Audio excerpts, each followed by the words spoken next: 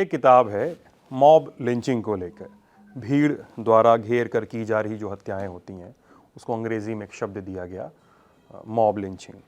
देश के हाल के वर्षों में ऐसी कई सारी घटनाएं सामने आई हैं और उनका एक ज़िक्र जो इस किताब में आता है, उसका जो डिटेलिंग है, उसकी जो डिटेलिंग है वो काफ़ी बोन चिलिंग है। अंग्रेज़ी में कहते हैं, हिंदी में कहें तो हड्डियों तक सिहरन भर देने वाली डिटेलिंग है। और एक पत्रकार है, एक पत्रिका है, एक अखबार है, कई सारे लोग हैं जो इन चीज़ों को दर्ज कर रहे हैं और इन सब के बीच में अभिशप्तता के अलग अलग नोट हैं। तो अब इन्हीं सब चीज़ों के बारे में आज के किताब वाला में बात करेंगे। नमस्ते, मेरा नाम सिद्धांत है और आप देख रहे हैं किताब वाला।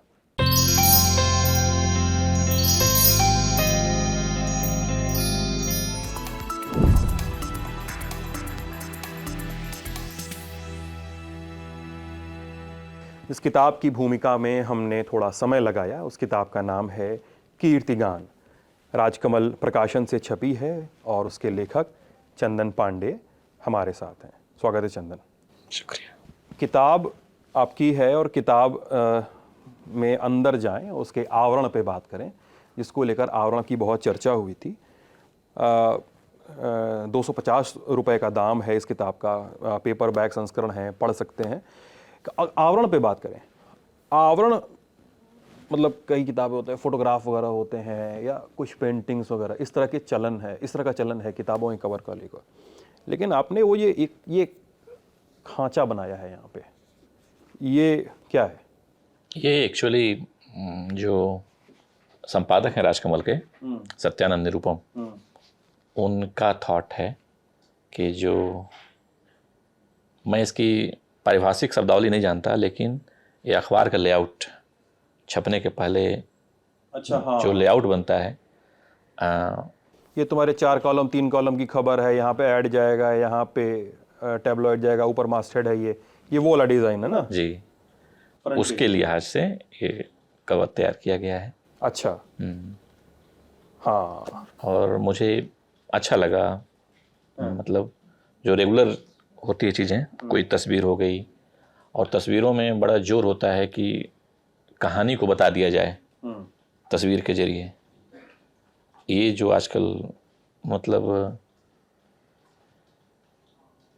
पूरे पब्लिशिंग इंडस्ट्री का एक ट्रेंड है कि ऐसा चित्र हो कि उससे कहानी खुल जाए या कहानी के बारे में कुछ पता चले। तो उससे हट के अलग था, तो मुझे लगा कि ठीक, अच्छा लग रहा है। अच्छा। हाँ। और इस किताब के बारे में बातचीत तो करेंगे चंदन जी हम लोग साथ में। मतलब किताब तो एक बहाना होती है, फिर लेखक से बतियाने का भी बहाना होती है ना किताब, कि लिखता कैसे है, पढ़ता कैसे है। और आपने हाल के दिनों में प्रकाशनों और तमाम चीज़ों को लेकर कुछ महत्वपूर्ण टिप्पणियां की हैं।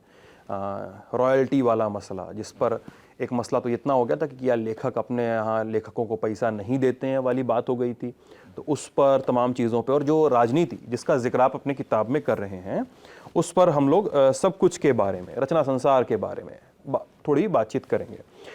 आपकी पिछली किताब थी वैधानिक गल्प, उस पर हमने किताब वाला किया था ऊपर वाले अपने स्टूडियो में।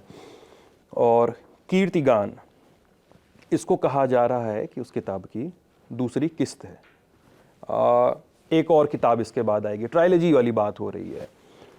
और क्या आइडिया है, मतलब जो मैंने भूमिका बनाई किताब की शुरुआत में, अगर आपको किताब के बारे में 1-2 मिनट में छोटा सा एक संक्षिप्त उस भूमिका में कुछ जोड़ घटाव करना हो तो किस तरीके से करेंगे? क्या है किताब कीर्तिगान? कीर्तिगान बेसिकली एक ऐसे या दो ऐसे लोगों की कहानी है जिसमें से एक को लगता है कि जैसे जिंदगी की शुरुआत में उसे लगता है कि वो जिंदगी उसके लिए एक जादू का खिलौना है और वो जादूगर है। लेकिन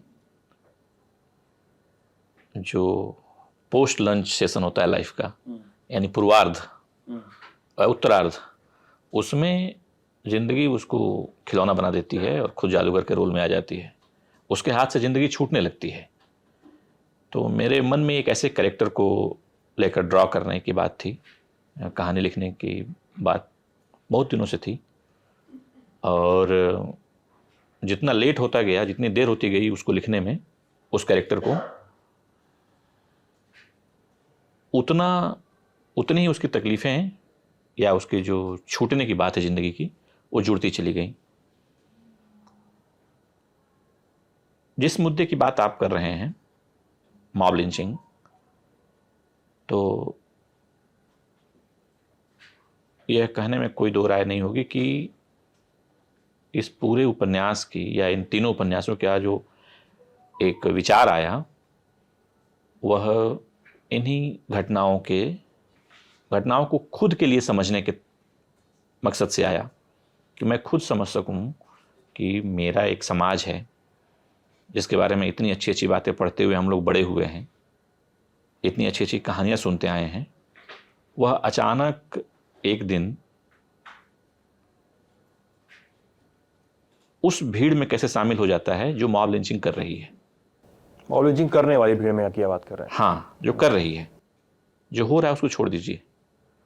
तो वह जो मानसिकता थी, वह मानसिकता क्या थी, वो दूसरी तरफ की बात है। सबसे पहली बात यह है कि मेरे लिए वो डिप्रेसिंग छोटा शब्द हो जाएगा, डिवास्टेटिंग था। जब पहली घटना हुई पुणे में, शेख नाम था, अब्दुल सादिक शेख, तो हत्याओं के बारे में, चूंकि एक सिनेमा और कहानी के जरिए एक क्या बोल देंगे कि एक कंपनसेटरी भाव भी मन में बनते रहता है कि कोई कारण रहा होगा, कोई वजूहात रहे होंगे, प्रेम, जमीन, जायदाद, ये सब वजहें हैं। तो एज ए लेखक के तौर में सोचता हूं कि एक मानवीय दृष्टिकोण वहां अपनाया जा सकता है। हत्यारे के प्रति सोचा जा सकता है कि अच्छा कुछ वजह रही होगी, लेकिन एक पूरी की पूरी भीड़ प्लान्ड वे में योजना बनाकर हत्याएं करे, यह मेरे छोटे या मोटे दिमाग में नहीं बैठ पा रहा था और बहुत दिनों तक नहीं बैठ पा रहा था। तो उसे खुद को समझाने के लिए एक तरह से मैंने एक उपन्यास लिखा 2015-16 के दरमियान। फिर वह किन्हीं कारणों से मुझे नहीं जंचा, तो मैंने ये तय किया कि टुकड़ों टुकड़ों में देखा जाए। एक मॉब लिंचिंग के शिकार या शिकार होते होते बच गए आदमी के जीवन पे जो उसका इम्पैक्ट पड़ता है, प्रभाव पड़ता है, एक उपन्यास, वैधानिक गल्प मैंने उस पर बनाने की कोशिश की। फिर दूसरे में कई सारी बातें थी। एक तो जो मैंने आपको बताया कि वैसा कैरेक्टर जिसके हाथ से जिंदगी की लगाम छूटते जा रही है, और दूसरी बात ये थी कि इसके स्केल को देखा जाए,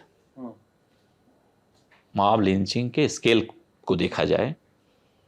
और उन्हीं दिनों आपको याद होगा एक सरकारी संस्था ने, जिसके लिए मतलब नारे लगाना एक सेपरेट अलग अपराध की श्रेणी में आता था, लेकिन मॉब लिंचिंग को उन्होंने अलग अपराध की श्रेणी में रखने से मना कर दिया। थोड़ा क्लियर करें अपनी बात को पचेंद्र, मैं चाहता हूँ। जो आप नारे लगाने वाली बात कह रहे हैं, आप चूंकि इतनी बार बात हो चुकी है कि वो क्लीसेड हो जाएगा। क्या वो सेडिशन वाले पूरे वक्फे की बात कर रहे हैं क्या, कि जो यूनिवर्सिटीज में नारा लगता है, यूनिवर्सिटीज के या इधर जो कहना मेरा यह है कि एक छोटे अपराध के लिए या मामूली अपराध के लिए एक कैटेगरी बना दी जाती है कि ऐसे अपराधियों को इस खांचे में रखा जाएगा, जो ऐसे आंकड़े दर्ज करने वाली संस्थाएं हैं।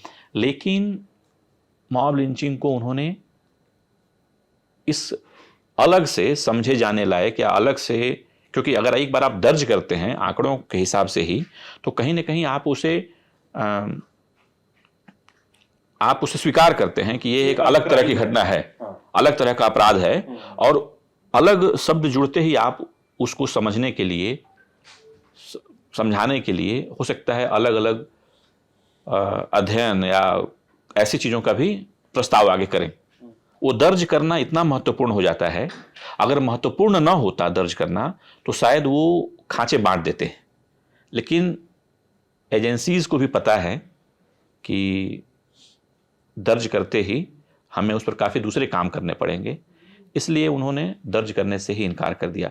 तो वह एक घटना मेरे मन में एक प्लॉट के तौर पर बैठ गई। पुणे वाली है? नहीं, दर्ज न करने वाली। दर्ज न करने वाली, ठीक है। पुणे वाली तो एक प्रिकर्सर था। प्रिकर्सर था और एक तरह से क्या बोलेंगे उसको, इग्निशन, जहां से आपको मिलता है, जहां से चिंगारी हाँ, फूटी। हाँ। लेकिन ये दर्ज न करना, एक उस पर काफी बातचीत भी हुई मीडिया में। तो दर्ज न करना मेरे लिए एक प्लॉट था कि ठीक है, फिर दर्ज कौन कर रहा है देखा जाए। तो जिन जिन एजेंसीज को हमने दर्ज करते देखा, उसमें से कुछ लोग अपने डाटा हटा रहे थे, कुछ लोग वो आपने जिक्र किया अपने आखिरी पेज पे, कुछ लोग ने बहुत सेलेक्टिव अंदाज में दर्ज किया कि एक खित्ते को दर्ज करेंगे, एक को नहीं दर्ज करेंगे। कुछ लोगों ने अपना वेबसाइट इतना स्लो कर दिया कि आप वो डाटा तो आपको दिखेगा, लेकिन हो सकता है ये किताब के बाहर नहीं, असल दुनिया में हो रहा है। असल दुनिया में हो रहा है। तो कि मॉब लिंचिंग के केस रखने वाली वेबसाइट और प्रकाशन अपने यहाँ सेलेक्टिव तरीके से काम कर रहे थे। तो फिर मुझे वो एक प्रीमाइस लगा कि इस पर एक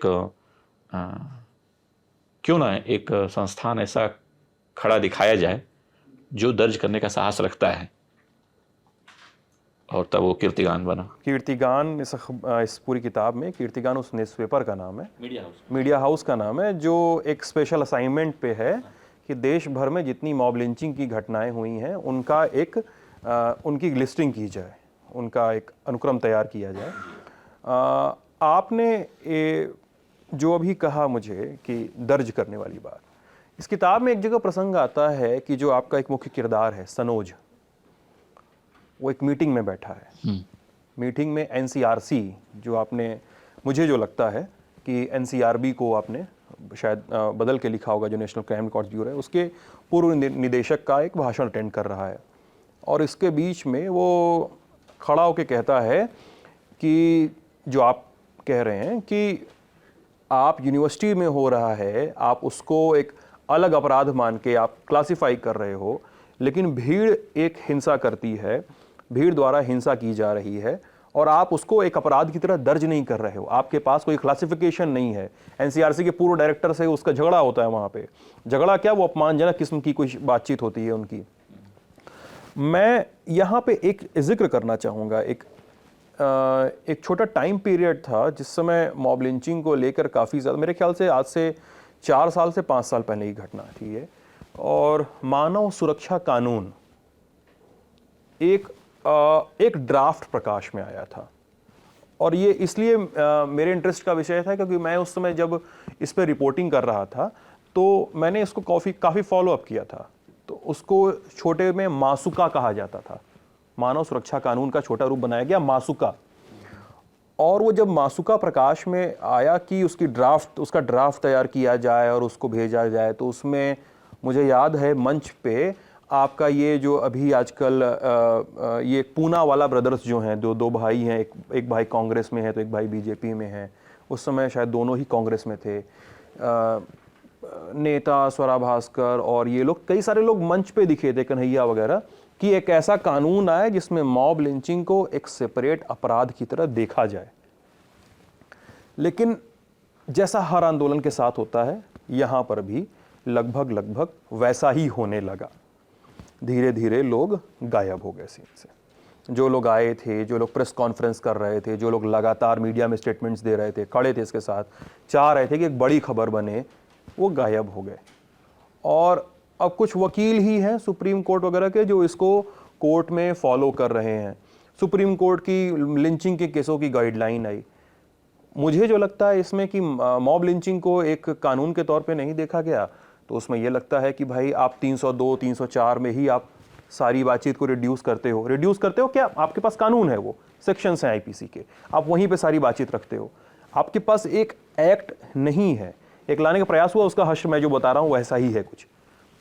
तो आप क्या देखते हैं, क्या जिन लोगों ने इसको लेकर अपने आंदोलन में आवाज़ उठाई, संगठन खड़े हुए, कई सारे संगठन है देश भर में जो इसको लेकर बातचीत करते रहते हैं, क्या उन लोगों ने अपनी जिम्मेदारी नहीं निभाई चंदन, कि इसको लेकर वो कानून जिसका हल्ला मचा था वो आता समय पे, कि एक मॉब लिंचिंग का एक कानून बनता, प्रकाश में आता, मानव सुरक्षा कानून 2020, 2022, 2019, 2018, 2018 लिख के उसके तहत FIR लिखी जाती, क्या ये फेलियर था?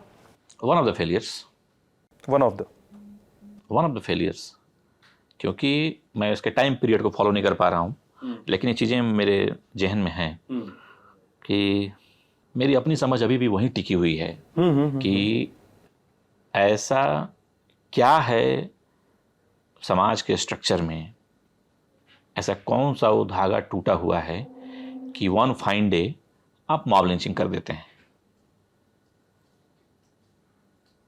कई केसेस में वो जानने वाले लोग रहे, जैसे आप वो हजारीबाग का जो केस था, तो मैं बतौर उपन्यासकार या बतौर राइटर जो समाज में चल रहा है, जो कानून की जिसकी बात कर रहे हैं आप, माशूका या ऐसे जो और प्रयास हुए, उन पे नहीं जा रहा अभी। मेरा बड़ा मूलभूत प्रश्न ये है कि एक एक्सट्रीम स्टेप आप लेते हैं जिसको कि ज़िंदगी आपने दी नहीं है, और बड़ा भोला सा लेकिन बड़ी पुरानी बात है कि जब आपने ज़िंदगी दी नहीं है तो आपको लेने का अधिकार नहीं है। फिर कानून का दौर आया, जिसमें आप अगर याद करें तो क्रिस्टोफ किस्लोस्की की बड़ी प्यारी फिल्म है, प्यारी कहना भी गलत है, बड़ी तकलीफदेह फिल्म है वो, a short film about killing, हाँ। तो उसमें इस द्वंद्व को दिखाया है कि एक आदमी अपने इंस्टिंक्ट पे मर्डर करता है और एक सिस्टम जो है वो कोल्ड ब्लडेड, मतलब सजा के बतौर फांसी या जो भी सजा होती है उसमें वो करता है। तो वहाँ तक तो आपने स्वीकार कर लिया एज अ मनुष्य कि समाज एक ऐसा नीति नियंता बनाएगा जो 1000 लोगों के या लाख लोगों के सुकून के लिए एक आदमी की बलि देने का अधिकार रखता है, फांसी देने का अधिकार रखता है, वहाँ तक स्वीकार है। ये जो आगे का डिसीजन मेकिंग है जिसको हमें पीछे जाना चाहिए था कायदे से, कि अब आप 10 लोग जमा होते हैं, 15 लोग जमा होते हैं और वो एक डिसीजन लेते हैं कि हमें इसे मार देना है। ये जो क्वेश्चन है, ये जो प्रश्न है, मैं सच बता रहा हूं कि मैं अब भी इसके जवाब ढूंढ रहा हूं। आपको क्या लगता है? मतलब मैं इसमें एक चीज़ जो आपने कह रहे हैं कि आपकी बात से और इस किताब में जो आपका किरदार है सनोज और सुनंदा, दोनों के बीच के परस्पर डायलॉग से ही पूरी किताब आगे बढ़ती है। वहाँ पे मुझे एक सवाल मुझे इस किताब के लेखक से पूछने का मन करता है कि मॉब लिंचिंग की घटनाओं के लिए आप किस सेटअप को, किस थॉट को, क्या जिम्मेदार किस चीज़ को मानते हैं? क्योंकि वो घटनाएं ऐसी हैं कि आप लोगों को, जिसमें इतनी नृशंसता है कि लोगों को गाड़ियों से पकड़ के घसीटा गया है, बांध के घसीटा गया है, किसी घटना में मार के जला दिया गया है कुल्हाड़ी से काट के, किसी घटना में कोई व्यक्ति सीने पे कूद गया है। ये घटनाएं हुई हैं, ऐसी बातें हुई हैं। आप क्या संगठित है, ये राजनीतिक है, या वो कुंठा है, या वो ये एक बेजा डर है कि मेरे ही धर्म को खतरा है सबसे ज़्यादा, या कोई बड़ी परंपरा का हिस्सा है? क्या है आपके हिसाब से, इस किताब के लेखक के हिसाब? इस पर अलग अलग मत हैं, और जैसे आपने जो आखिरी सवाल किया कि किसी परंपरा का हिस्सा है या, तो उसके बारे में मैं बहुत ज़्यादा नहीं कहूँगा। एक अपर्णा वैदिक की किताब है, blood justice in India. Blood justice in India? हाँ, अच्छा, blood justice in India last में मैंने मेंशन किया, एक बार चेक ही कर लेते हैं, मैं भूल जाता हूँ। A secret history of lynching and blood justice in India. तो वो इसको बहुत पीछे तक ले जाके जोड़ती हैं, और जैसा मैंने बताया कि न्याय की वह परिभाषा कि एक बड़ी आबादी के सुकून के लिए या उसके तसल्ली के लिए कृष्ण जब फैसला लेते हैं बर्बरीक को मारने का, तो वो वहाँ तक ले जाती हैं उसे जोड़ते हुए, और बड़ी ही सुंदर किताब है। और तो ये अपर्णा वैदिक का मत हो गया कि वो वहां तक लेकर जाती हैं कि ये मारने का डिसीजन लिया गया है। और क्या मतलब यह डिसीजन की जो आपने पीछे की बात की, परंपरा की बात की, उस पर मैं जोड़ रहा हूँ। दूसरा, जिससे हमारे जो शारीरिक ऐब हैं या खूबियां हैं, वैसे ही मानसिक चीज़ें भी हैं। कुंठा, जो कुंठा की बात की आपने, वो होती हैं, वो बाई प्रोडक्ट है। यह कहना कि कोई आदमी निकुंठ है थोड़ा मुश्किल होगा। कुंठा सब हर आदमी के अंदर थोड़ा है। बहुत तो वो बाई प्रोडक्ट है। सबके अंदर है। हाँ, उसको आप कैसे डील करते हैं, उसको आप कैसे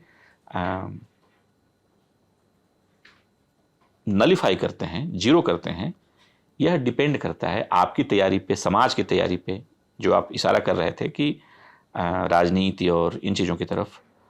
तो परस्पर रगड़े झगड़े चलते रहते हैं इंडिविजुअल के तौर पर। बिगर सोसाइटी का काम है उसमें एक न्याय का कॉन्सेप्ट लेकर आना।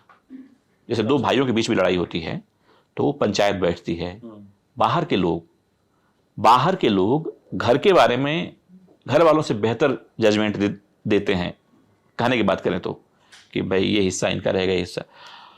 तो दो व्यक्तियों की कुंठा, दो छोटे छोटे ग्रुप्स की कुंठा को दूर करने के लिए एक बृहद समाज की कल्पना की गई, एक देश का निर्माण किया गया, देश की मशीनरी बनाई गई। लेकिन वहां सवाल यह उठता है कि ऐसा क्या चेंजेज हो गया मशीनरी में कि वह कुंठा इस तरीके से अभिव्यक्त होने लगी, मॉब लिंचिंग के शेप में। तो कहीं ना कहीं जो एक डिवाइड, एक बंटवारा जो बहुत दिनों से तैयार किया जा रहा था, उसका कुछ कहना गलत है, उसका बहुत प्रभाव रहा होगा, तब ये घटनाएं हो रही हैं, तभी ऐसा हुआ। और उसको फिर कहीं ना कहीं जो भीड़ का हिस्सा लोग हैं, जो भीड़ को लीड कर रहे हैं, वे मुतमईन हैं कि उनके लिए लोग हैं, उनको बचा सकते हैं, उनके लिए न्याय की पूरी प्रक्रिया दूसरे तरीके से काम करेगी। वो न्याय होता है, उनको सजा होती है, एक अलग मसला है। लेकिन कहीं ना कहीं ये जो ऑर्गेनाइजर हैं, हत्याओं के ऑर्गेनाइजर, उनके मन में ये कहीं ना कोई बात तो है इससे एडवांटेज लेने की। वरना खामखा कोई राह में चलता हुआ पत्थर तक नहीं हटाता है, तो एक इंसान को मार क्यों देगा? कहीं ना कोई मैसेज है, कोई ना कोई फायदा है, जिसे या तो हम अभी डिकोड नहीं कर पा रहे हैं या डिकोड करने के बावजूद भी बता नहीं पा रहे हैं। मतलब कोई ना कोई हत्याओं से फायदा उठा। जैसे गो सेवक कहानी अनिल यादव की, तो उसमें एक आदमी है जो हर तरह की दुनियावी सफलताएं उसके पास है, वह नेता भी बन चुका है, जो कि आज के समाज में कितना कठिन है। वह पावर भी पोजेस करता है, उसके पास लोग मिलने आते हैं, वह एक समाज को दिशा निर्देश भी देने की हैसियत में है। बावजूद उसके मन में एक अरमान है, एक बड़े लेवल का टिकट पाने का, और उसके लिए वह कैरेक्टर सोचता है कि अगर कोई मैं ऐसा काम कर दूं भीड़ वाला, तो हो सकता है मुझे बेनिफिट मिल जाए। तो ऐसे लोग इक्वेशंस, ऐसे समीकरण के लिए लोग काम कर रहे हैं। यानी आपका मतलब जो इस पूरी बात का लब्बो लुआब ये है कि किसी न किसी का फायदा है तो है, लेकिन क्या है फायदा वो अभी आइडेंटिफाई किया जाना बचा है। आइडेंटिफाई किया जा चुका है उसको स्वरूप, क्योंकि फिर जिनका कब्जा है उन फायदे के स्ट्रक्चर्स में, मतलब जिनको फायदा मिलना है, वो जिनको फायदा मिलना है और जिनको उस फायदे से आगे फायदा मिलना है, हाँ। उन लोगों ने कानून का इस्तेमाल अभिव्यक्त करने वाले लोगों पर थोड़ा ज़्यादा कर रखा है, तो उसे ठीक से अभिव्यक्त किया जाना बाकी है, आइडेंटिफाई किया जाना नहीं। अच्छा, यानी आप कह रहे हैं कि उसको दर्ज लिखा नहीं गया कायदे से, उसके बारे में बोला नहीं गया कायदे से, आप ये कह रहे हैं। जी। उसके बारे में अखबारों ने या लेखकों पॉइंट आउट नहीं किया गया कि आपने इसलिए ये काम किया। क्या ये इसलिए ये काम किया गया।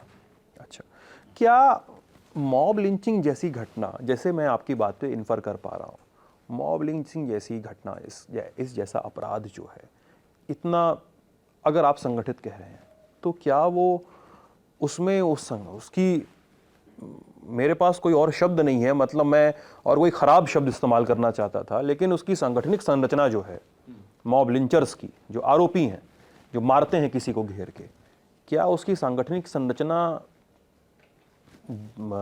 सामूहिक बलात्कार जैसी है, जिसमें आपको पता है कि आपको अंजाम क्या देना है? मतलब वो झोंक नहीं है, मतलब मैं उठूं और किसी को मार दूं यहाँ पे। बहुत अच्छा सवाल है ये क्या वैसी घटना है? बहुत अच्छा सवाल है। इसको अरुंधति रॉय जैसे कहती हैं कि रेप इज अ वेपन। तो जो लोग रेपिस्ट हैं उनका वेपन है रेप। उसी तरीके से ये जो प्रोसेस है जो आप बता रहे हैं, मॉब लिंचिंग, लिंचर्स का एक वेपन है ये। उन्होंने इसको तमाम तरीकों से इस्तेमाल किया है, वीडियो फैला के, अपने पक्ष में माहौल बना के। तो आप सही हैं, वह एक तरह से वैसे ही समूहों का एक्सटेंशन है, ये वैसे ही समूह की वारदातों का एक्सटेंशन है।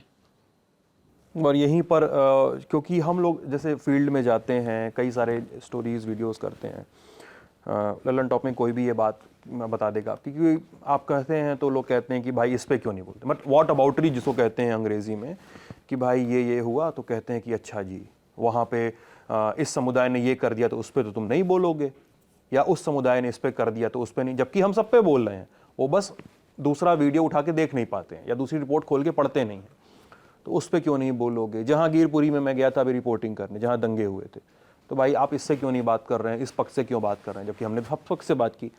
तो ये व्हाट अबाउटरी में उतर आते हैं। तो इस व्हाट अबाउटरी के हवाले से मैं ये पूछना चाह रहा हूँ, या ये बात रखना चाह रहा हूँ कि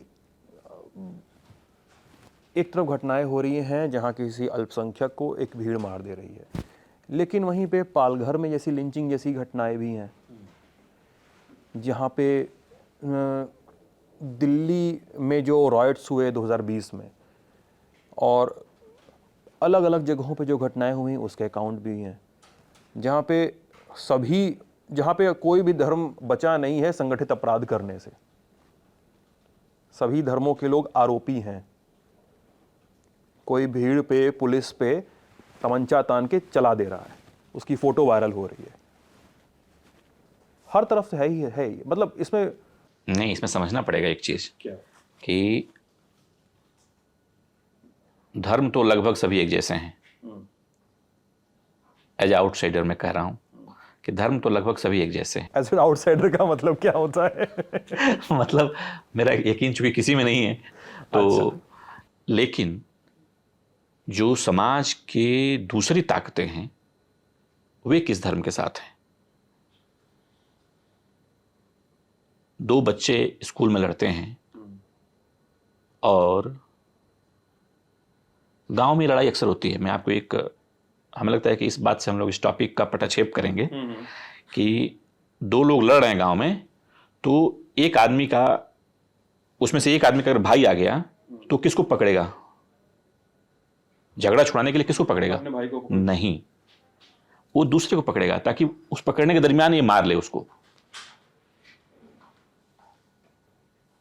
वो जो आप समझ रहे हैं ना, ताकत का इस्तेमाल, तो जो दूसरी ताकतें हैं वे किसके साथ हैं ये इंपॉर्टेंट है। जब सब धर्म एक जैसे ही हैं तो इज इक्वल टू हो गया, लेकिन उसके बाद जो दूसरी ताकत, पलड़े पे जो दूसरी चीजें बैठ रही हैं वे किसके पक्ष में है। नैरेटिव्स आप बात कर रहे हैं व्हाट अबाउटरी की। व्हाट अबाउटरी के बारे में मेरे पास बस एक ही कहानी है कि आए दिन मैं, मतलब कोई सी भी छोटी सी भी बात, अगर कोई लिबरल, मतलब क्या होता है, लोग तो लिबरल को गाली बना चुके हैं। गाली बना चुके हैं। अगर कोई समझदार आदमी कोई कुछ कह दे जरा सा भी निवेंस्ड किस्म की बात, तो एक राइट विंगर कहेगा कि हम तो इसीलिए ये काम करते हैं, वह उसको एक एक्सक्यूज बनाएगा। मुझे इस पे यही कहना है कि वो जो भेड़ और भेड़िया वाली कहानी है कि अगर तुमने नहीं मेरा रास्ता काटा तो तुम्हारे दादा ने काटा होगा, इसलिए मैं तुम्हें खाऊंगा आज, वाटर वाटर पर बस मुझे इतना ही कहना है। वह प्लेन बुलिस एक्ट है वाटर वाटरी, उसके बारे में जरा भी तवज्जो, मतलब ऐसे लोगों को पॉइंट आउट किया जाना चाहिए जो तरीके से इन चीज़ों में कि तुम तब कहाँ थे, तुम तब नहीं बोले, जब यकीन कर जो लोग कहानियाँ बनाते हैं, ये प्लेन बुलिस एक्ट है और कुछ नहीं। इस किताब में एक जगह एक आध प्रसंग ऐसे हैं जो काफ़ी रोचक हैं, जैसे कि वो मैं उसको ट्रेस आउट करना चाह रहा हूँ कि वो आप कहाँ से पुल कर रहे हैं उन चीज़ों को, कि जो मॉब लिंचिंग की घटना का मृतक है उसके पोस्टमार्टम करने वाले डॉक्टर को विधायकी का टिकट मिल रहा है। कहाँ से ट्रेस आउट हुआ, ये क्या है? ये हकीकत है, ट्रेस आउट करना। आप भी अगर उन घटनाओं को थोड़ा सीरियसली फॉलो अप कीजिए तो आपको मिलेगी ऐसी सूचनाएं।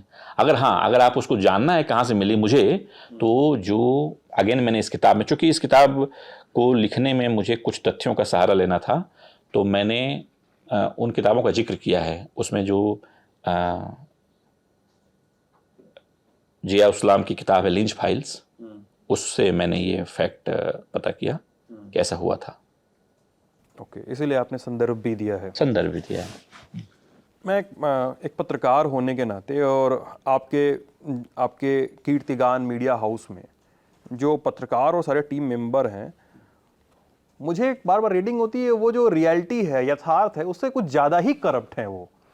मतलब वो पत्रकार जो है उसमें वो मीटिंग रूम में है, एक आदमी पीआईपी पे है, वो उससे बोलना लगता है अपनी नौकरी बचा ले जाएंगे। मतलब कोई नहीं बोलता, मुझे लगता है।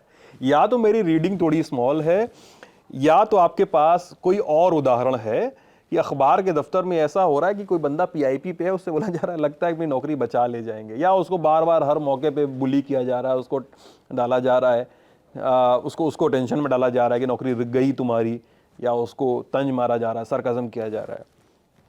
कैसे इतना करप्शन है कीर्तिगान में, आपके अखबार में, जिसमें आखिर में मॉब लिंचिंग की लिस्ट छपती नहीं है क्योंकि संपादक को शायद कहीं सदन में भेजा जाना है, इस तरह की हो जाए, इस तरह की बात हो रही है उसमें? वो एक बड़ा सौदा है। दफ्तर अमूमन एक जैसे होते हैं, कारोबार अलग हो, लेकिन दफ्तर में लोगों के बर्ताव अमूमन एक जैसे होते हैं। तो हूबहू ऐसा ही मैंने कहीं देखा हो ऐसा संभव नहीं है, लेकिन एक जब आप कहानी को विकसित कर रहे होते हैं तो ए के बाद बी का जो सलीका है, उसमें मुझे ऐसा लगा कि ऐसे लोगों को मैं करीब से जानता हूँ जो बुली करने को अपना हथियार बना कर रखते हैं, बुली होने को नहीं, बुली करने को अपना हथियार बना कर रखते हैं। तो मैंने उनको ही ढालने की कोशिश की है अखबार के दफ्तर में। अच्छा, करप्शन की मैंने बात की, और मैं थोड़ा सा इस किताब से बाहर जाना चाहूँगा। और हाल फिलहाल के दिनों में आपने लेखकों को मिलने वाली रॉयल्टी पर, जिसका मैंने जिक्र किया शुरुआत में एपिसोड की, कि लेखकों को मिलने रॉयल्टी पर आपने काफ़ी सारे एफबी पर अपने पोस्ट वगैरह लिखी, कई जगह आपके बयान वगैरह भी आए, कुछ मीडिया रिपोर्ट्स में। मेरी भी आपसे बातचीत हुई थी इसको लेकर काफ़ी। विनोद जी ने अपना, विनोद कुमार शुक्ल हैं हिंदी के लेखक, उन्होंने अपना वीडियो डाल दिया था। उनका वीडियो सामने आया था कि प्रकाशकों ने उनको कई सालों से उनकी रॉयल्टी ही नहीं दी, और जबकि उनके किताब के कई सारे संस्करण छापे जा चुके हैं। क्या हिंदी के, सीधा सवाल है सपाट, हिंदी के प्रकाशक लेखकों को पैसा नहीं दे रहे हैं जिनकी किताब छाप रहे हैं, या पैसा काट ले रहे हैं, कि क्या है? बताइए, लड़ाई क्या है लेखकों की और रॉयल्टी की? लेखकों की गलती कहाँ है, और रॉयल्टी देने वाला, रॉयल्टी का चेक पकड़ाने वाले प्रकाशक की क्या गलती है? किताब आपकी भी छप गई है। किताब हमारी भी छप गई, और इस पर भी बात हुई कि आप तो प्रकाशकों के खिलाफ लिख रहे थे और किताब आपकी एक बड़े प्रकाशक से आई। किताब का छपना एक दूसरी प्रक्रिया है, उसमें आपकी शर्तें होती हैं और आप एज ए राइटर, आप एज ए लेखक, आप अगर अनुमान लगा लेते हैं चीज़ों का कि हमको हमारी चंदन पांडे की आवश्यकता इतनी है, मान लीजिए 10 लोग मुझे पढ़ें यही मेरी आवश्यकता है, 10 चुनिंदा लोग मुझे पढ़ें यही मेरी आवश्यकता है, तो फिर मैं वैसी चीज़ों वैसा ही काम करूँगा अपने लेखन के प्रति। लेकिन और यह बात विनोद कुमार शुक्ल के उस बयान के बाद शुरू जरूर हुई, लेकिन वहीं तक के सीमित नहीं है। आगे भी यह एक पेरेनियल प्रॉब्लम है। आप प्रकाशक पैसा देता है, चलिए उनके हिसाब से कहते हैं प्रकाशक पैसा देता है, लेखक को पैसा नहीं मिलता है उसके अनुमान जितना वो चाहता है। चाहने का ये है कि जब हर काम से अगर अच्छा लेखन करना है तो स्वतंत्र लेखन दी बेस्ट ऑप्शन है, इस पर तो कोई गुरेज नहीं है। अगर हम इसको चैनलाइज करके बात करें तो हिंदी भाषा एक नई विकसित की गई भाषा थी, काइंड ऑफ आर्टिफिशियल लैंग्वेज। तो उस लिहाज से इसमें पाठक विकसित किए जाने थे। पहला नई भाषा, दूसरा काम पाठक विकसित किया जाना, तीसरा काम किसी न किसी एजेंसी को यह महसूस हुआ होगा कि पाठक विकसित किया जाना है, इसलिए उसने किताबों के खरीद के नाम पर फंड बनाए। यह तीसरा काम हुआ। चौथा काम किताब बिके, पांचवा काम लेखक को पैसा मिलना या प्रकाशक को मिलना, फिर लेखक को मिलना। लेकिन ऐसा कहीं न कहीं पाठक की निर्मिति में एक बड़ी असफलता रही, बहुत बड़ी असफलता। 60 करोड़ लोगों की बीच बोली जाने वाली भाषा में अगर आप संस्करण में किताबों की संख्या देखेंगे तो वह उसके लिए कोई विशेषण नहीं है, अफसोसनाक भी पर्याप्त नहीं है। इतनी खराब हालत, इतनी खराब, आप मतलब पढ़ने वाले ही कम हैं बहुत ज्यादा। और पढ़ने वाले कम कैसे कहेंगे आप? वो अपनी सारी पढ़ाई तो पढ़ ही रहे हैं, वो अपनी सारी पढ़ाई पढ़ रहे हैं ना भाई। ना ग्रेजुएट्स की संख्या कम है, ना पोस्ट ग्रेजुएट्स की संख्या कम है, पढ़ने वालों की संख्या कम कहना। वह जो साहित्य का पाठ, जो साहित्य, जो संस्कृति का निर्माण करता है, उसके जो पाठक विकसित किए जाने थे वह काम नहीं हुआ। ठीक है, चलिए ये काम नहीं हुआ। लेकिन प्रकाशकों ने जिसको लेकर विनोद जी ने कहा था कि अनुबंध जो होते हैं वो लेखकों को बांध लेती हैं। बिल्कुल, ये मैंने भी लिखा। कॉन्ट्रैक्ट जो है उन लेखकों को बांध लेती हैं। उनकी भाषा इतनी गूढ़ और इतनी ज़्यादा जटिल होती है कि उनको समझ में नहीं आता है कि उनसे किस कागज़ पे दस्तखत करवाए जा रहे हैं। ये एक टेक्निकल मसला है जो कि आपको बार बार ये इसरार किया जाता है कि भाई आप कॉन्ट्रैक्ट साइन करो तो पढ़ के साइन करो, मतलब ये कहा ही जाता है कि आप पढ़ते समय साइन नहीं किया था। ये सब बातें होती हैं। लेकिन प्रकाशक कहाँ गलती कर रहे हैं? हिंदी के प्रकाशकों ने क्या लेखकों को रॉयल्टी देने में कोताही बरती है, या वो संवादहीनता थी कि सारे या कि लाइब्रेरीज में जा रहे हैं, इंटरनेशनल एडिशन जा रहे हैं, हर जगह के एडिशन छापे जा रहे हैं, लेकिन लेखक के पास कोई सूचना नहीं थी? ये दो तरह की बात है, समझिए इस बात को। एक तो है प्रोफेशनल मक्कारी, वह बहुत छोटा हिस्सा है। किताब छाप के न बताना या किताब कहीं और बेच लेना और लेखक को न बताना, यह अनप्रोफेशनलिज्म के, प्रोफेशनल मक्कारी हो गई। हाँ, कैटेगरी में आएगा। ये मसला है, लेकिन उतना बड़ा मसला नहीं है। दूसरा मसला वही है कि जब किताबों को मुहैया कराने के लिए फंड बनने लगे, बड़े बड़े तमाम करोड़ों के फंड हैं, करोड़ों के फंड हैं, तो उसका इस्तेमाल उनके मूल उद्देश्य क्या होना चाहिए था? मूल उद्देश्य कि सस्ती किताबें लोगों तक जाएं, या किताबों के प्रकाशन में कुछ सब्सिडी मिले, बदले में वो सस्ते में किताबों को दे सकें। लेकिन वो सरकारी खरीद नाम का जो एक पलीता लगा, उसमें उल्टा होने लगा, उसमें महंगी से महंगी किताब जाने लगी। यानी जिन 750 रुपए में आप 3 किताब खरीद सकते थे, हो सकता है उसमें एक हार्ड बाउंड किताब जाए। तो बिल्कुल प्रोसेस ही बदल दिया गया, मतलब ठीक है, प्रोसेस भी बदल गया। तो उसमें मतलब अगर आप उस पूरे मैकेनिज्म की तरफ से देखेंगे कि जो फंड रिलीज करने वाली एजेंसी है, जो किताब चुनने वाली एजेंसी है, जो किताब बेचने वाली एजेंसी है, उसके बीच में लेखक एक उनकी तरफ से अवांछनीय चीज है, उनको नहीं चाहिए। उनका अगर बस चले तो एक किताब के कवर पे सादे पन्ने लगाकर बेच दें,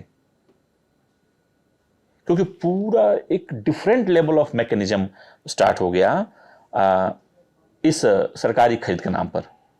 और फिर वैसे ही पूरा का पूरा डेवलपमेंट हुआ है, पिछले 50-60 सालों का डेवलपमेंट है, या और उससे पहले का होगा मेरे पास। तो यानी इस वजह से व्यवस्था खराब हुई और मक्कारी की वजह से उन्होंने लेखकों से व्यवस्था खराब हुई, फिर उस पर कोई, अब किसी को भी ऑडिट से मतलब नहीं है ना, किसी को। अच्छा, उसमें भी क्या शुरू हुआ कि एक ही पब्लिकेशन के क्या बोलते हैं उसके लिए, एक जो सूडो कंपनियां होती हैं, पहले मैं उसके बारे में सब डिवीजन, सब ऑर्गेनाइजेशन। नहीं किस तरह की बात, उदाहरण से बताएं। उदाहरण मतलब कि जैसे आप एक छद्म नाम अपने मेरे पास एक प्रकाशन है, और मैं अपने प्रकाशन के बजाय एक दूसरा प्रकाशन खोलता हूं अपने भाई के नाम या अपने बच्चों के नाम। अच्छा, पहलवान लस्सी, असली पहलवान लस्सी टाइप के जो ऐसे ऐसे, उसके लिए बड़ा अच्छा एक टर्म है, मैं खूब लिखा उसके बारे में, लेकिन अब ध्यान से उतर रहा है। तो उसके थ्रू अब किताबें सप्लाई शुरू हो गई, वो बिल्कुल दूसरा ही नेटवर्क स्टार्ट हो गया। और ये तो बात मैं आपको 20 साल पहले की बता रहा हूं, आज पता नहीं क्या हो रहा है। आज की तारीख में तो यहां तक हो रहा है कि जो किताबों की खरीद में लगे हुए लोग हैं, खरीद में जो डिसीजन मेकर हैं कि ये किताब हम चुनेंगे, वे अपनी ही किताब संपादित कहानियां, जैसे किसी बड़ी लेखिका की कहानियों को संपादित करिए और वो आप हजारों हजार प्रतियां खरीदवा लीजिए, उसमें आपका रॉयल्टी के नाम पे आपका कमीशन तय हो जाएगा। तो ये सब चीजें शुरू हो गई, मतलब वो जो उस सरकारी खरीद का जो उद्देश्य था वो तो खत्म हो गया। वो तो हमें लगता है कि जिन्होंने ड्राफ्ट लिखा होगा उन्हें भी याद नहीं होगा कि क्या मतलब था। तो जो पाठक विकसित किए जाने थे, अभी जैसे एक खबर आई और वो बहुत क्लीसेड है, मुझे उसे कोट नहीं करना चाहिए, बड़ा मामला बिगड़ जाएगा उसके बाद, कि रेत समाधि की 35,000 प्रतियां बिकी। वो 35,000 की हवा में तो लोग आए नहीं, यही इसी देश के लोग जिनके पास किताब खरीदने का कोई कल्चर ही नहीं है, उन्होंने खरीदे, उन्होंने पढ़े। तो एक बार आपको यह प्रयास होना चाहिए था। और ये मैं नहीं बोल रहा हूं, बहुत पहले देवी प्रसाद मिश्र का एक इंटरव्यू आया था पहल में, उन्होंने देवी जी का, हाँ, उन्होंने ये बात कही थी कि जो नेहरू सरकार ने जो एक बड़ी गलती की कि किताब का कल्चर डेवलप नहीं किया। तो ये चीजें पुरानी प्रॉब्लमेटिक हैं, इसके ये रिपरकशंस हैं जो हम लोग देख रहे हैं। ये नेहरू की एक और गलती आपने आज गिनाई है। और मैं ही गिना रहा। तो ये सब जो है कि किताबें नहीं बिक रही हैं, कम एडिशन निकलते हैं, रॉयल्टी नहीं मिल रही है, ये सब उसके परिणाम हैं। आपने कल्चर ही नहीं विकसित होने दिया ना, वरना ऐसा क्या हो जाएगा, वही हाड़ मांस, वही इतना बायोलॉजिकल चीजें हैं सब, इतना मतलब साइंटिफिक हैं कि ये मानना कि फ्रांस में लोग पढ़ेंगे, यूरोप में पढ़ेंगे और इंडिया में नहीं पढ़ेंगे, कैसी बेवकूफ़ी बात है। उनको कल्चर ही नहीं दिया गया पढ़ने का। कल्चर का और सब मतलब बहुत है, कल्चर का दोष है, सिस्टम का दोष है, और उसमें मक्कारी तो है ही है जो भी है।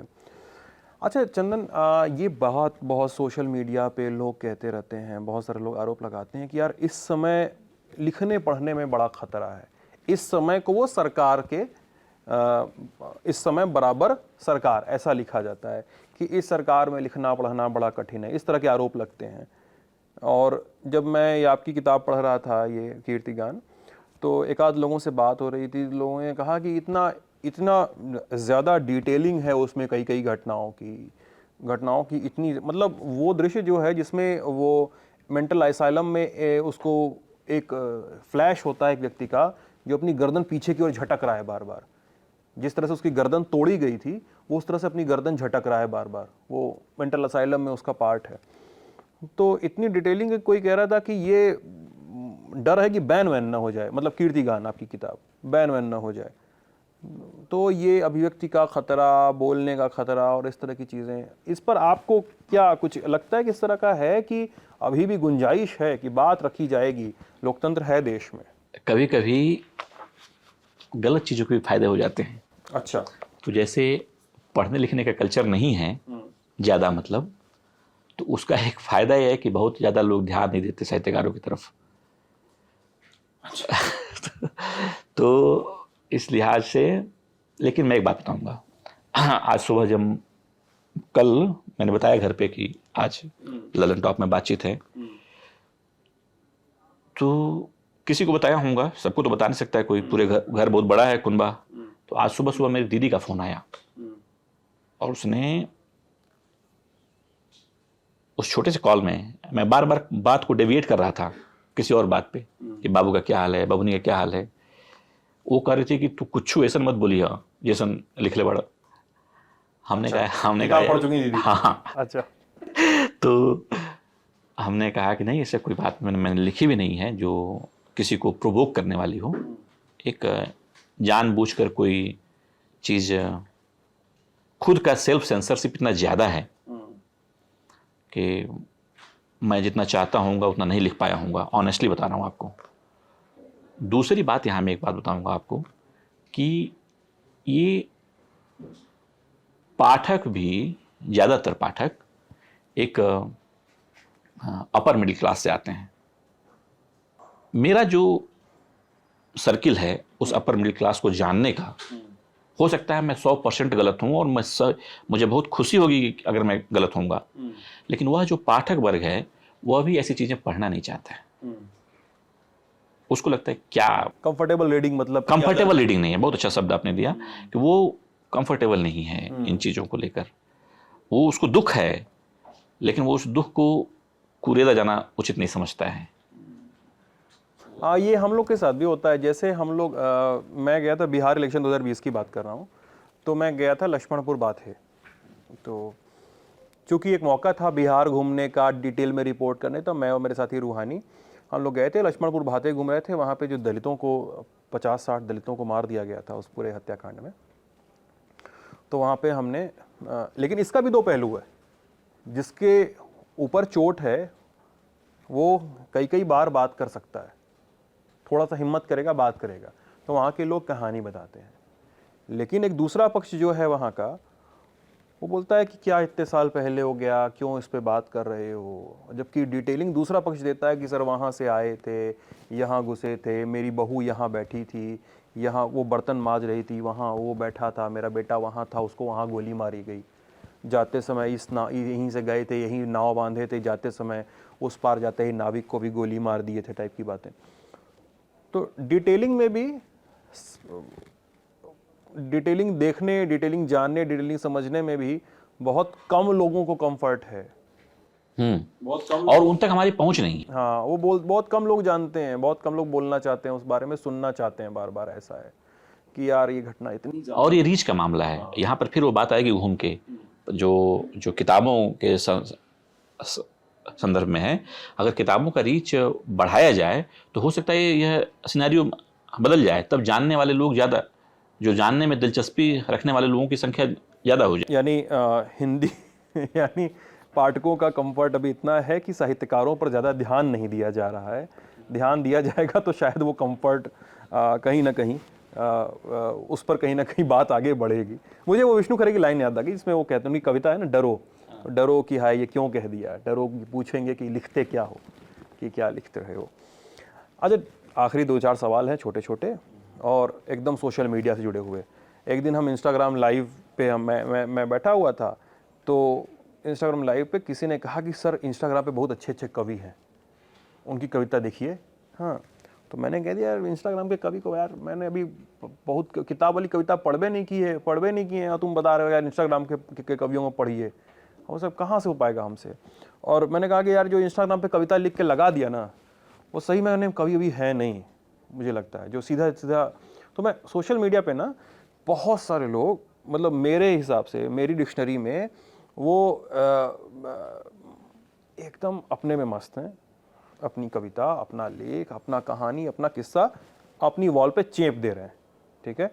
ट्विटर पे लगा दिए, अपने ब्लॉग पे लगा लिंक लगा दिए, फेसबुक पे लगा दिए, और 1 दर्जन 2-4 दर्जन कविता हो गई, 10-15 लेख वेख हो गया, तो बस प्रकाशक जो होते हैं वो लाइक कमेंट देखते हैं, अरे बढ़िया लाइक कमेंट आ रहा है, ऐसा किताब छाप सकते हैं। और वो जो वॉल पे इतना क्या क्या कहते हैं उसको, आलोचकों की नज़र से नहीं गया हुआ जो माल पड़ा हुआ है ना, वो लाइक और कमेंट की जो भसड़ है उसमें वो किताब बन के आ गया। बहुत सारे उदाहरण हैं, नाम लूँगा लड़ाई हो जाएगी हिंदी में, हिंदी के लेखक सोशल मीडिया पे लड़ते बहुत ज़्यादा हैं, है ना। तो ऐसे बहुत सारे उदाहरण हैं कि कई लेखकों की हर 3 महीने पे किताब आ रही है। मुझे दिक्कत इससे नहीं है कि किताब आप जितनी मनो उतनी लाओ, आप बैठ के लिखते रहो दिन भर, कोई दिक्कत नहीं, बहुत अच्छी बात है। लेकिन इस तरह सोशल मीडिया के लेखक ये ट्रेंड क्यों सेट कर रहे हैं कि यार लाइक कमेंट से आपकी कविता की जांच हो जाएगी?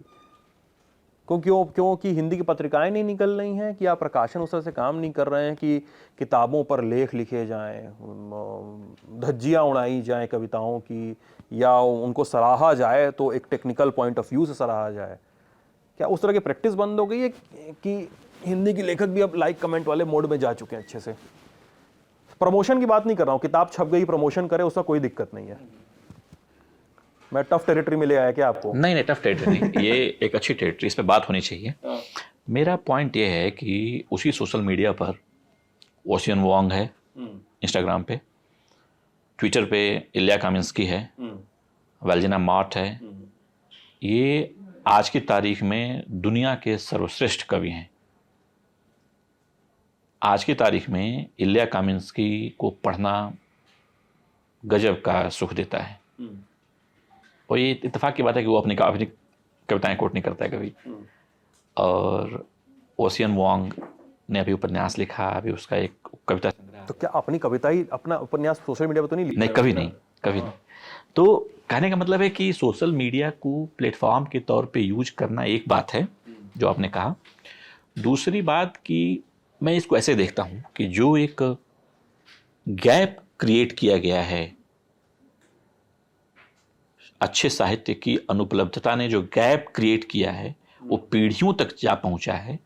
और हो सकता है कि जिन कविता पंक्तियों को या एक खास किस्म के भावुक उच्छावेश को आप बिल्कुल नापसंद करते हो, आपकी अगली पीढ़ी उस पर मर मिटे, क्योंकि उसकी ट्रेनिंग, उसकी कंडीशनिंग वैसी नहीं हुई है। मैं जहां तक समझ पा रहा हूं, जो आप इशारा कर रहे हैं कि बड़ी ही मतलब इस्लाह नहीं लिया, इस्लाह नहीं है, और वह तैयारी कभी की भी नहीं है। तो मुझे लगता है इससे घबराने की बात नहीं है, क्योंकि कविता एक हमेशा प्रोग्रेसिव प्रोसेस है। घबराने की तो बात ही नहीं है वो। आज अगर कोई खराब कविताएं लिख रहा है और अगर वो लगातार लिखता है, तो संभव है कि आगे अच्छा लिखेगा। संभव तो है ही है। हाँ, लेकिन मैं ऐसी कविताओं की भी मैं को लेकर बड़ा चिंतित रहता हूँ कि मैं उठा, सुबह हुई, और कविता खत्म 4 लाइन में। किताब है, 1 महीने में माल तैयार है किताब का हो। अरे मुझसे लोगों ने मिले, लोग जो मुझसे अपने आप को जो सीनियर हैं, उन्होंने मुझे समझाया कि तुम क्या करते हो ये सब अपॉलिटिकल। तो लोगों की उस लाइन पे तो बड़ी तैयारी है लोगों की। अच्छा, तैयार काउंटर करने के लिए रेडी है। हाँ, काउंटर करने के लिए रेडी हैं लोग, लेकिन अभी उनको उनके हाल पे छोड़ देना चाहिए। हाँ। अच्छा चंदन जी, ये पर्सनल सवाल है, लेकिन पर्सनल भी इतना नहीं है, लेकिन इसको जानना चाहिए। लेखक को लेके ना क्लीशे है बहुत सारे। मैं एकदम आपके लिखने पढ़ने पे आ रहा हूँ, ठीक है। एक लेखक को लेके क्लीशे है कि लेखक बैठा हुआ है यार, 3 दिन से सोए नहीं, हाँ 3 दिन से सोए नहीं, लिखे जा रहे हैं, हाँ कीबोर्ड से आग भी निकल रही है, हाँ मतलब इस तरह के क्लीशे हैं कि इतना धर्राटेदार लिखे जा रहे हैं, कागज़ का कागज़ रंग मारे, सुबह से उठे लिखे, मतलब इस तरह की बातें होती हैं। और उसमें तमाम चीज़ें हैं कि यार सुबह उठ के लिखते हैं, रात में जग कर लिखते हैं। कहीं एक क्लीशे है, नया क्लीशे इधर भी चल रहा है पिछले 5-10 साल से, कैफ़े में बैठ के लिख रहे हैं, कॉफ़ी के साथ लिख रहे हैं, एयरपोर्ट पे कहीं बैठ के लिख रहे हैं, और या इसी तरह पहाड़ों पे जाके लिख रहे हैं, समुद्र किनारे जाके लिख रहे हैं। फिल्म राइटर्स कई सारे फिल्म मेकर्स हैं इंडिया के जो चले जाते हैं विदेश लिखने के लिए। नशा वशा करने लगे। क्या आप चंदन पांडे कैसे कहानी वानी लिखते हैं? आपके आपके हिस्से बहुत सारी कहानियाँ, बहुत सारी कहानी किताबें, उपन्यास वगैरह हैं, आप कैसे लिखते हैं? 2008 में मैंने एक गलती किया, नौकरी कर ली। उसके बाद नौकरी के बाद आदमी, बहुत कम मनुष्य बचता है। तो एक, हालांकि अभी भी कर ही रहा हूँ, इसलिए एक तो ये बड़ा क्लीशे चलता है कि एचआर वाले सुन लें थोड़ा ध्यान से। कि जो काम आप करते हो उस काम की शिकायत मत करो। जैसे अब प्रकाशनों से छप रहा हूँ तो प्रकाशनों की शिकायत मत करो, नौकरी कर रहा हूँ तो नौकरी की शिकायत मत करो, ये भी एक बात चलती है। बट नौकरी थोड़ा सा आपको इनह्यूमन बनाती है। वह प्रोसेस, बचपन में एक कहावत कर सुनते थे कि उत्तम खेती, मध्यम बान और सबसे लोएस्ट रैंक पे नौकरी को रखा गया था। तो उस समय तो समझ में नहीं आता था, लगता था कि किसानों का ये फ्रस्ट्रेशन है, लेकिन अब लगता है कि सही है। ठीक है, चलिए नौकरी की बात हो गई, आप कैसे लिखते हैं? उस लिहाज से मुझे अपना समय निकालना पड़ता है। तो फिर मैंने अपने आप को नौकरी को हावी नहीं होने दिया। मैंने अपना रूटीन चेंज किया। मैं बहुत जल्दी सोता हूँ, 8 साढ़े 8 तक सो जाता हूँ और 3 बजे तक उठता हूँ। सुबह का समय मैं अपने लिखने में देता हूँ। सुबह का समय? हाँ, सुबह 3 बजे के बाद 7 बजे तक, 6:30 बजे तक, क्योंकि 7:30 बजे फिर ऑफिस जाना होता है। तो तब तक का समय मैं अपने लिखने पढ़ने पर देता हूँ। फिर वीकेंड्स हैं, छुट्टियाँ हैं, मूल टाइम वही है। बाकी तो अगर फ्लो में है तो किसी दिन ऑफ भी ले लिया लिखने के लिए। अच्छा, लेकिन मूल टाइम वही है। तो ऑफिस में ये थोड़े बता देंगे लिखने के लिए ऑफ ले कभी नहीं। कम लोग जानते हैं कि मैं लिखता। वो तो चूंकि सोशल मीडिया पे चीजें आने लगी हैं और आप सबको, क्योंकि मेरा ये रहता है कि अगर कोई कंपनी का है तो पहले उसे ब्लॉक करो सोशल मीडिया पे। लेकिन सबको आप ब्लॉक नहीं कर सकते।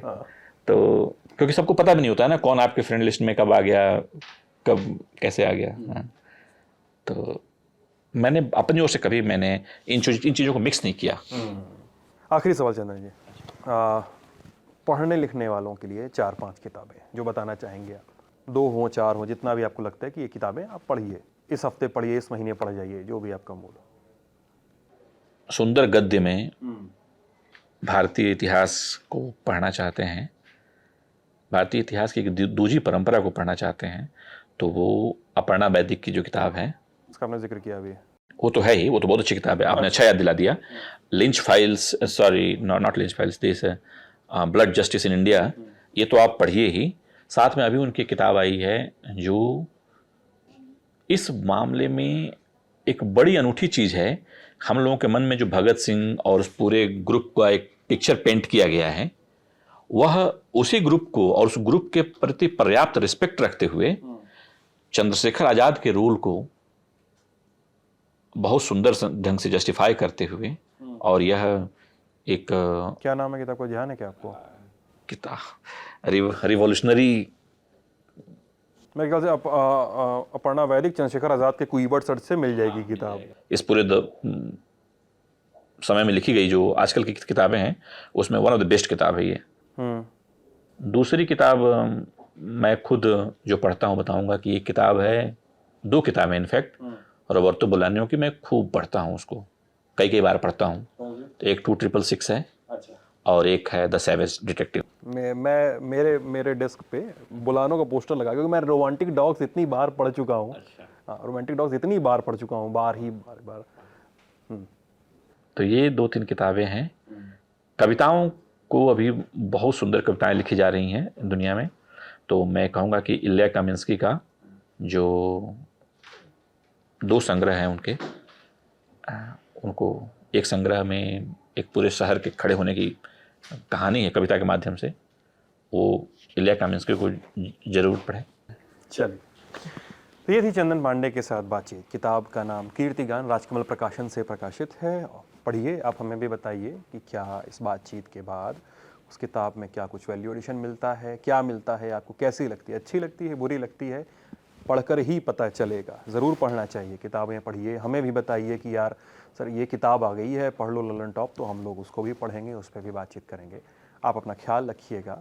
आप ललन टॉप देख रहे थे। Thank you.